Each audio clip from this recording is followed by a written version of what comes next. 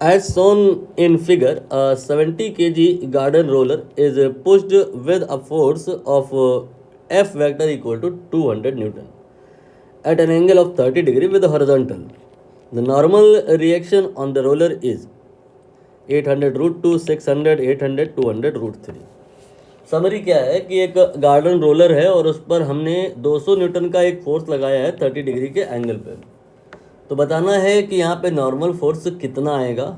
It seems that कि question में पूरी बात नहीं बताई है, रोलर चलेगा या नहीं चलेगा, फ्रिक्शन है या नहीं, ब्ला ब्ला ब्ला. ये बात सही है कि ये सब कुछ क्वेश्चन में नहीं बताया है, लेकिन उसकी ज़रूरत नहीं पड़ेगी क्योंकि रोलर चाहे चले और चाहे ना चले, उससे वर्टिकल डायरेक्शन में या you can say Y axis में कोई फ़र्क नहीं आएगा. एक्स एक्सिस में फ़र्क आता रहेगा, लेकिन नॉर्मल फोर्स वाई एक्सिस में होता है, तो फिर उससे रोलर के चलने या ना चलने का, फ्रिक्शन के होने या ना होने का कोई फ़र्क नहीं पड़ता.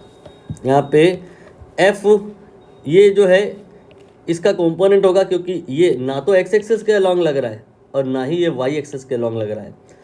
जबकि जो एम जी है इसका कोई कंपोनेंट नहीं होगा क्योंकि ये एक्सिस के अलॉन्ग है.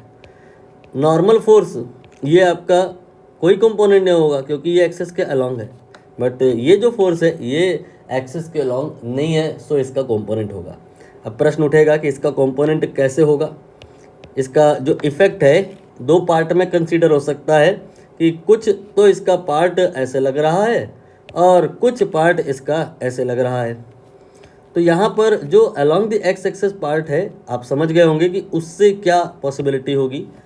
उससे ये पॉसिबिलिटी हो सकती है कि रोलर चल सकता है या नहीं चल सकता है, तो फ्रिक्शन से बैलेंस हो सकता है, लेकिन उससे इस नॉर्मल फोर्स को कोई फ़र्क नहीं पड़ेगा. क्यों? क्योंकि ये वाई डायरेक्शन में फोर्स का बैलेंस बना रहा है. तो जो अल्टीमेट इक्वेशन होगी वो क्या होगी कि जो एफ वाई है वो नीचे लग रहा है और जो एम जी है ये नीचे लग रहा है वर्टिकल डाउनवर्ड डायरेक्शन में. वर्टिकल डाउनवर्ड डायरेक्शन का जो फोर्स है वर्टिकल अपवर्ड डायरेक्शन के फोर्स यानी कि एन से बैलेंस हो जाएगा. किसी तरह से एफ वाई निकाल लो तो आंसर आ जाएगा.